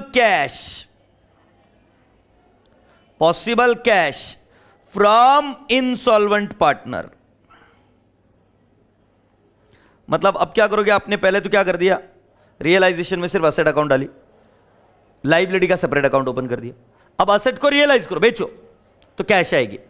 और कहां से कैश आ सकती है? जहां कहीं से भी पॉसिबल है कैश लेके आ जाओ, क्योंकि यहां पर प्रॉब्लम कैश की है, क्योंकि यहां पर फर्म इंसॉल्वेंट है, पैसा नहीं है, सारी लाइबिलिटीज का पेमेंट नहीं होगा. तो कौन सी लाइबिलिटीज का पेमेंट नहीं होगा ये पता करने के लिए हम क्या करेंगे? सारे के सारी कैश जहां से भी आ सकते हो लेके आ जाएंगे.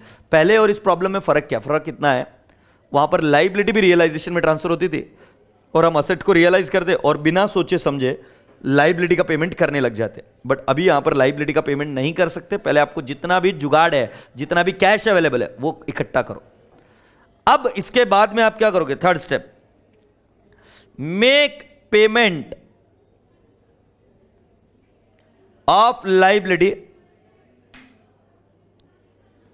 इन द ब्रैकेट में लिखूंगा प्रोपोर्शनेटली. लाइबिलिटीज का पेमेंट करो प्रोपोर्शनेटली. और फिर fourth step, balance is transfer to deficiency account. और यहां पर डेफिशिएंसी अकाउंट टैली होता है, ना कि कैश अकाउंट टैली होता है. And transfer the balance to what? Deficiency account. मतलब कौन सी लाइबिलिटी को कितना पेमेंट नहीं मिला ये हम लिखेंगे. Have you all understood? तो बताओ क्या क्या करोगे? पहले रियलाइजेशन अकाउंट ओपन करोगे. रियलाइजेशन अकाउंट में सिर्फ क्या ट्रांसफर करेंगे? असेट्स. लाइबिलिटीज के हर एक के अलग अलग अकाउंट ओपन करो, जहां जहां से पॉसिबल है कैश मंगा लोगे, राइट? फिर सारी कैश आ जाएगी. फिर उस कैश को बांटना शुरू करोगे लाइबिलिटीज को प्रोपोर्शनेटली. और फिर अगर लाइबिलिटीज का पेमेंट नहीं हुआ तो डेफिशिएंसी अकाउंट को ट्रांसफर करेंगे. और डेफिशिएंसी अकाउंट आपका टैली होना चाहिए. और डेफिशिएंसी अकाउंट का मीनिंग क्या होता है? That I will explain you with the help of account only. मैं अकाउंट में उसका मीनिंग बनाने के बाद में बताऊंगा कि क्या है डेफिशिएंसी अकाउंट का. Is that okay? जैसे अभी कैश अकाउंट टैली हो रहा था तो तुमको क्या समझ में आ रहा था कि सर क्या जितनी कैश आई उतनी कैसे कैसे पेमेंट की और कैश अकाउंट टैली हो गया. एग्रीड? अब डेफिशिएंसी टैली होगा, इसका मतलब क्या है? I will prepare a deficiency account and then I will explain you. Is that okay? So you are all are requested to come along with. एक question तुमने करना है, एक मैंने करना है. तो मैं एक काम करता हूं,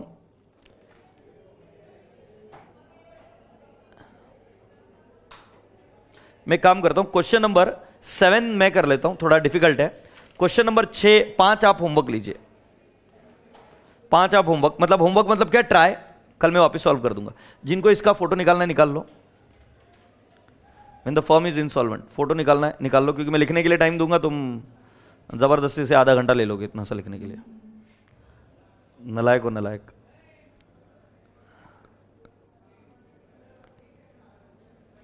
ठीक है, अभी क्वेश्चन नंबर 5 मैं बोल रहा हूं आपको ट्राई, और क्वेश्चन नंबर 7 अभी हम ट्राई कर रहे हैं इधर। We are going to solve question 7। ठीक है, so are you all ready? चल गुंडप्पा देख क्या बोल रहे बेटा क्वेश्चन नंबर 7 में। From the following balance sheet as on 31st March 2008 of a firm having 3 partners alpha, beta and gamma sharing profits and the losses equally, you have got sundry creditors, loan secured by furniture, highlight the word secured by furniture। इसके पहले एक बार भी मैंने इस word को highlight नहीं कराया। In fact आप ऐसा क्या करते हो, क्वेश्चन नंबर अभी जो आपने ट्राई किया 6 उसमें भी मॉर्गेज लोन था, बट मैंने चिंता नहीं की। क्यों? क्योंकि मुझे पता था कि सभी लाइबिलिटी का पेमेंट हो जाएगा, उसका अलग अकाउंट ओपन कर अभी कोई खास चीज नहीं कर लेंगे हम। बट यहां पर पंगा है, यहां पर जब पूरी फर्म इंसॉल्वेंट है तो फर्नीचर का जो पैसा आएगा वो पहले लोन को दिया जाएगा, क्योंकि लोन के पास फर्नीचर की सिक्योरिटी है। So will first make the payment to what? Loan. Let's go on. आगे क्या लिखा है? The firm was dissolved due to insolvency of the all the partners, the stock was sold for 9,900 while furniture fetched 5,000, 4,100 were recovered from debtors, realization expense total to 220, nothing could be recovered from beta and gamma, so sorry, but 600 could be collected from alpha's private estate, close the books of the firm। मैंने आपको क्या सिखाया?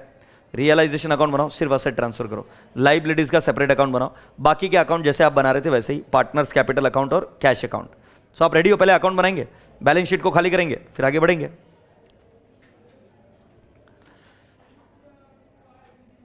Question number 7 हम try मतलब solve कर रहे हैं। In the books of firm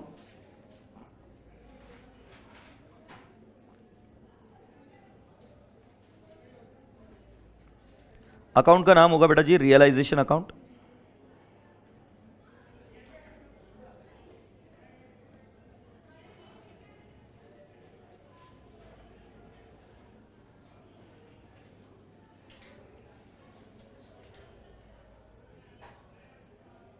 You will create what? Realization account. Say yes.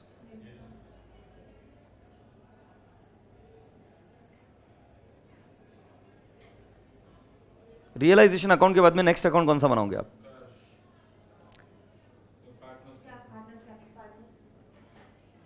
You mean partners capital? नहीं, रियलाइजेशन के बाद में एक काम करते हैं, लाइबिलिटीज अकाउंट बना देते। सन्ड्री क्रेडिटर्स,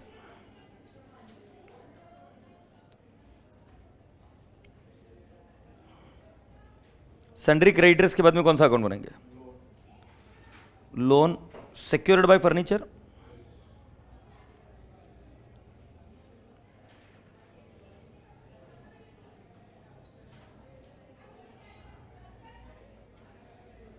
उसके बाद में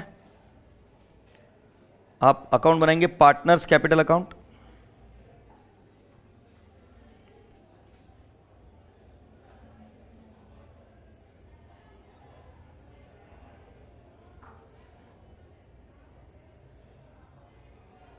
alpha beta gamma, alpha beta gamma, done. और बेटा और एक लास्ट अकाउंट कौन सा बनाएंगे? कैश अकाउंट, और ये छोरी जोरदार बोली डेफिशिएंसी अकाउंट।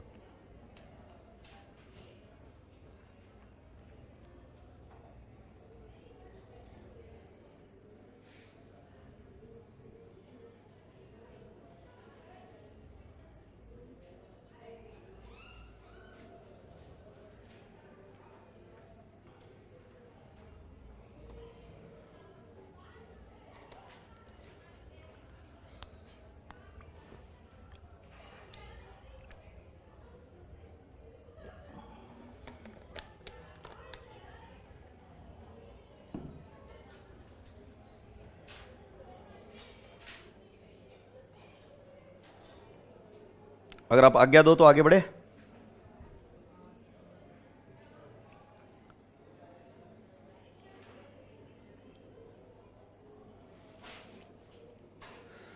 टू क्या लिखेंगे? Stock 15,630 to debtors 4720, to furniture 9530, by creditors. Oh oh oh, जो मैंने बोला मैंने फॉलो नहीं किया, आदत हो गई ना। ओके, यहां के बाद में बाय बैलेंस ब्रॉट डाउन 20,000, और बेटा जी बाय बैलेंस ब्रॉट डाउन 10,000, और बाय बैलेंस ब्रॉट डाउन 8,000, 6,000, 1,000। कितना प्यारा बच्चा है मेरा। और उसके बाद में आपका लॉस है to P and L account, और इक्वली है ना बेटा 12,000, तो 4,000 आएगा मेरे हिसाब से। 4,000, 4,000 and 4,000। Happy? Have you done so far? Okay, now let's read further. एक कैश अकाउंट का बैलेंस बाकी रह गया, टू बैलेंस ब्रॉट डाउन 3,120। मैं पूरी क्लास को एक बार रिक्वेस्ट करूंगा कि एक साइलेंटली पॉज लेकर समझ ले कि तुमने क्या किया है। लाइबिलिटीज का अकाउंट अलग ओपन किया। अब तुम्हारा क्वेश्चन ये आ सकता है क्यों, तो मुझे एक बार प्रॉब्लम सॉल्व करने दो, तुम खुद ही बोल दोगे कि हाँ सर सही किया है मैंने। सो लाइबिलिटी का अलग अकाउंट ओपन किया और बाय बैलेंस ब्रॉट डाउन लिखा है। फिर मैंने सेकंड स्टेप लिखे आपको कि सारी एसेट को रियलाइज कर लो, जहां जहां से कैश का जुगाड़ हो सकता है वो कर लो। तो एसेट को रियलाइज करते वक्त मुझे यहां पर लिखना होगा bye cash oblique bank account. बेटा क्या मुझे सभी की वैल्यू दी है क्या? स्टॉक की, स्टॉक की वैल्यू मेरे हिसाब से दी है 9,900। फिर फर्नीचर की भी वैल्यू दी है, फर्नीचर की वैल्यू दी है बेटा जी मुझे कितना? 5,000। अब ये वाली जो वैल्यू है कैश की, इससे हम तुरंत किसका पेमेंट करेंगे? लोन का, कि फर्नीचर का आया हुआ पैसा लोन को ही जाएगा, बट वो रियलाइज तो करना पड़ेगा ना। सो अभी हमने रियलाइज किया। और डेटर्स का कितना लिखा बेटा? डेटर्स 4,100। तो बेटा आउटर कॉलम कितना है? 19,000। बेटा क्वेश्चन पूछो आपसे, इस 19,000 में से 5,000 का हक किसका है? लोन का। Done done done. सो बेटा जी आ जाइए, और हम क्या करेंगे, कैश के डेबिट साइड में लिखेंगे टू रियलाइजेशन अकाउंट। कितना लिखा बेटा? 19,000। बेटा इसके पहले मैंने एक बार भी ऐसा नहीं किया कि 19,000 आया और सिक्योरिटी जिसकी है उसको पेमेंट किया, नहीं। बट यहां पर पूरी फर्म इंसॉल्वेंट है, तो जिसकी सिक्योरिटी थी पहले उसको पेमेंट करेंगे, और कितनी अमाउंट तक, जितना सिक्योरिटी रियलाइज हुआ है। सिक्योरिटी कितना रियलाइज हुआ है? 5,000। तो पहले मैंने उस असेट को बेचा, मेरे को पैसा आया 19,000। 19,000 में 5,000 फर्नीचर को बिलोंग करता है, तो मैं इधर क्या लिखूंगा? बाय, कौन सा लोन है बेटा जी? पेमेंट कर रहे हैं, बाय लोन, ठीक है, इन द ब्रैकेट लिखूंगा up to the value of furniture. इसकी प्रायोरिटी पहले थी इसलिए लिख दिया। मैंने खुद ने बोला आपको कि प्रायोरिटी में पेमेंट प्रोपोर्शनेटली पेमेंट करना, बट इस केस में प्रोपोर्शन में पेमेंट नहीं करना है, आपको पेमेंट पहले करना पड़ेगा, कि फर्नीचर का सारा पैसा लोन को जाएगा। एग्रीड? तो बेटा अभी लोन के कौन से साइड में लिखूं? लोन के डेबिट साइड में क्या लिखूं? To cash oblique bank account. Can you please give me the figure? You are again amazing. 5,000. With this intelligent class is expected to answer my next question. बेटा मैंने क्या कहा था कि जहां जहां से पैसे आ सकते मंगा लो। और पैसे कहां से आ रहे? एक पार्टनर लेके आ रहा है, क्या नाम है उसका? अल्फाज कैपिटल अकाउंट। कितना आएगा बेटा जी? 600 बोल रही है। इससे ज्यादा और कैश नहीं आ सकती। 600 रुपए कैश आ गई। तो बेटा 600 का सेकेंड इफेक्ट कहां जाएगा? Partners capital by cash account. Can I not से 600? अब मेरा नेक्स्ट क्वेश्चन इस क्लास से, पेमेंट करना है, लोन का आधा पेमेंट हो गया है, कोई ऐसा पेमेंट है क्या जो नया आया है, जैसे realisation expenses, liquidation expenses, legal expenses, आया क्या कुछ? Legal expenses. Before I make any other payment I have to first make the realisation expense. Yes और नो? अरे हाँ नहीं. तो बेटा जी आ जाओ और रियलाइजेशन अकाउंट के डेबिट साइड में लिखेंगे टू कैश. सही है ना? रियलाइजेशन एक्सपेंस कितना आएगा? 220. इसका सेकेंड इफेक्ट कहां जाएगा? Cash account credit side by realisation account 220 बेटा. Okay, now pen down for some time. 1-2 minute के लिए पेन नीचे.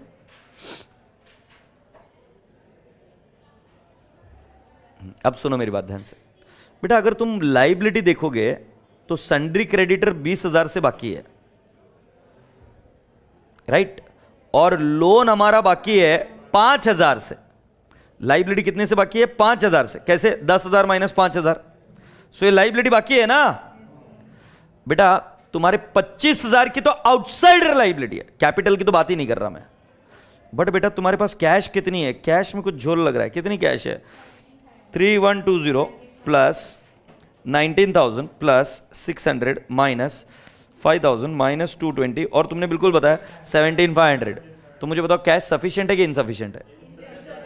तो अब यहां से लाइबिलिटी का पेमेंट होगा प्रोपोर्शनेटली. मैंने क्या बोला था? इतना प्यार से बोला कि पहले सारा पैसा मंगा लो. हमने मंगाया बट उसमें एक का सिक्योरिटी का पैसा था तो उसको देना पड़ा.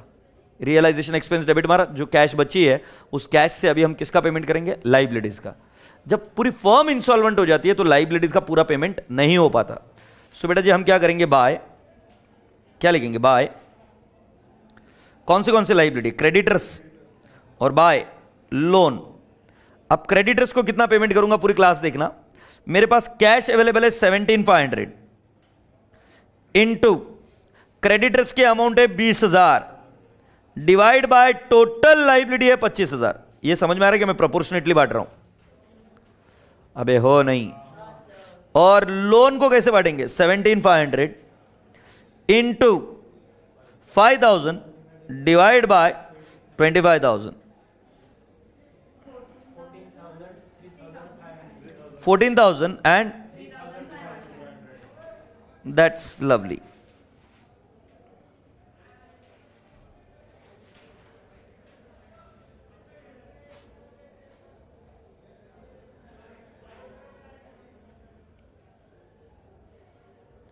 मैं इस पूरी नौजवान क्लास को पूछना चाहता हूं, इसका सेकंड इफेक्ट कहां जाएगा? क्रेडिटर्स अकाउंट के डेबिट साइड में और लोन के भी डेबिट साइड में. सो क्रेडिटर्स के डेबिट साइड में 2 क्या लिखेंगे? कैश अकाउंट कितना आएगा बेटा? 14,000.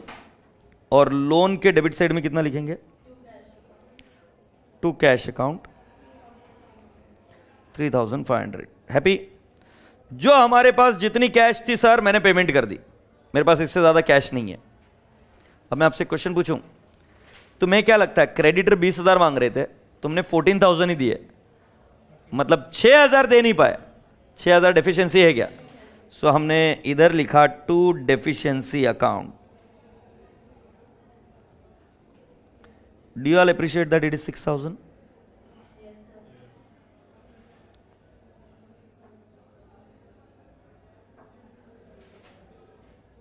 सिमिलरली मैं आपसे पूछना चाहता हूं, लोन को 10,000 देना था, तुमने 8,500 दिया, तो टू डेफिशिएंसी. बिल्कुल सही बेटा 1,500.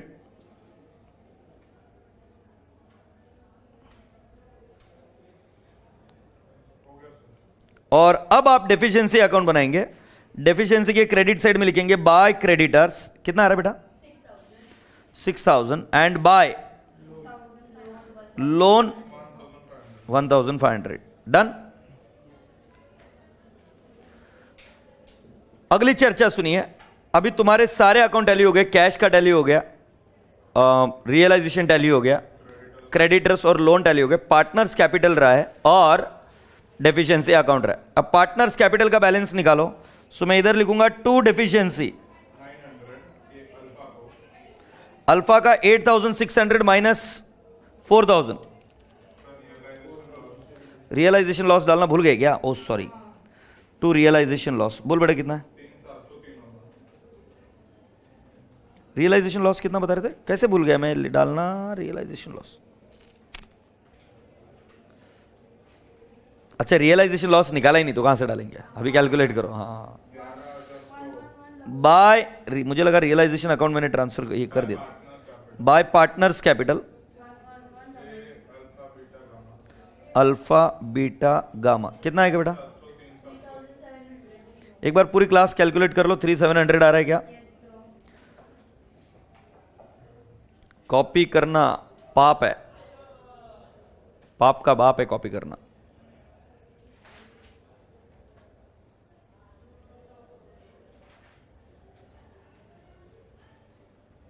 हाँ चले गया, भी आ गया। पहले पार्टनर्स कैपिटल में डालेंगे रियलाइजेशन लॉस 3700, 3700 और 3700। उसके बाद में मुझे लगता है डेफिशिएंसी निकालना पड़ेगा।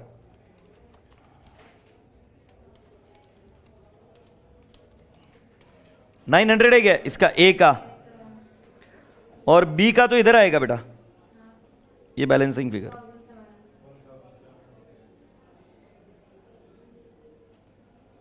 You say 1700 and what is G?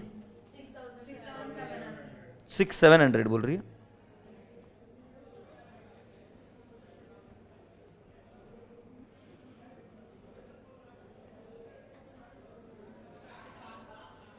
अब इस लॉस को कहां पुटअप करेंगे?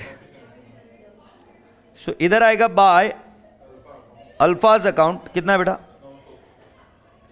And to Beta's account 1700 and to Gamma's account 6000। Does that tally? Please check. 8400 tally.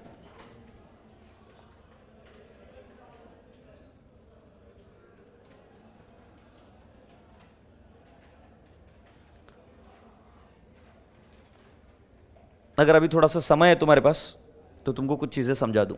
ये डेफिशिएंसी अकाउंट का मीनिंग क्या है? We are saying this is recoverable from you and this is payable to this people. Recover करके इनको इतना payment करना बाकी है, लाइबिलिटीज को और ए को। A has paid more in comparison to what others have paid. ये एक बात। तो डेफिशिएंसी का मीनिंग समझा। अब एक गलती क्या करता है बच्चा, अगर मान लो मैंने क्रेडिटर्स इधर ही ट्रांसफर कर दिया होता, तो कई सारे बच्चे मुझे बोलते हैं कि सर मेरा आंसर तो टैली हो गया। एक एग्जांपल, सिर्फ एक ही छोटा सा एग्जांपल लेता हूं तो शायद उससे समझ में आ जाए। कई सारे बच्चे मुझे बोलते हैं कि सर हमने हमारे क्लास में या रियलाइजेशन अकाउंट में हम डायरेक्टली अगर क्रेडिटर ट्रांसफर करें तो भी टैली होता है। कुछ क्लासेस में ऐसा करते हैं। बाय क्रेडिटर्स, देख के बता बेटा गुड़िया फिगर कितना है क्रेडिटर्स? Opening balance 20,000। अच्छा, अभी अपन ने जो आंसर सॉल्व किया उस आंसर के मुताबिक आपने क्रेडिटर्स को कितना पेमेंट किया? 14,000। तो मैं इधर लिखूंगा टू कैश, अंडरलाइन कर कर क्रेडिटर्स 14,000 ही कर सकता हूं क्योंकि मेरे पास कैश उतनी है। तुम्हें पता है तुम क्या कर रहे हो? तुम रियलाइजेशन अकाउंट में प्रॉफिट दिखा रहे हो एक क्रेडिटर को बिना पे किए। क्रेडिट में 20, डेबिट में 14। What are you showing? You are showing a profit of 6,000। ये तो गलत है। क्रेडिटर ने कभी भी नहीं बोला था कि मुझे 14 दो, क्रेडिटर तो बोल रहे थे मुझे 20 दो। तुम्हारे पास कैश नहीं थी इसलिए तुमने कितना भरा? 14।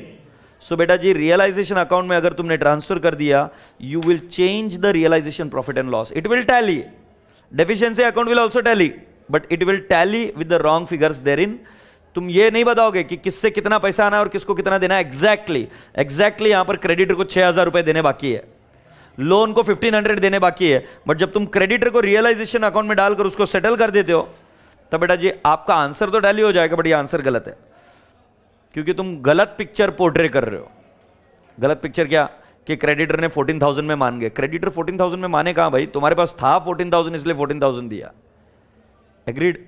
तो इसलिए कभी भी ये गलती नहीं करना। जब पूरी फॉर्म इंसॉल्वेंट हो तो मैं तुम्हें बोल रहा हूं सारे लाइबिलिटीज के अलग अकाउंट ओपन करना और सारे लाइबिलिटी को अलग अलग तरीके से सेटल करना, सेटल करने के बाद में उसका बैलेंस डेफिशिएंसी में डालना, पार्टनर्स कैपिटल का भी बैलेंस डेफिशिएंसी में डालना, और डेफिशिएंसी टैली होगा, यहां पर कैश अकाउंट पहले ही जनरेट करके ले लेना कि तुम्हारे पास कैश कितनी है। Happy? So with this we are done with which question बेटा जी? 7th. Now this intelligent students are expected to have question number 5 as an homework. Question number 5 में कोई दम नहीं है, बट मैं इधर नहीं करा रहा हूं बेटा, ये आपको घर पर ही करना है। Question number 5, is that okay? So tomorrow we wind up this topic proportionate, क्या नाम उसका, 8th and 9th क्वेश्चन रहेंगे कल, और एक आध चीज और मुझे कुछ लेनी होगी तो वो लूंगा, and tomorrow will wind up. So tomorrow when you come, please come with your queries, so that if you have got any queries I can sort it out. All right, चलो प्यार से बाय बोलो, bye bye and God bless you all, take care.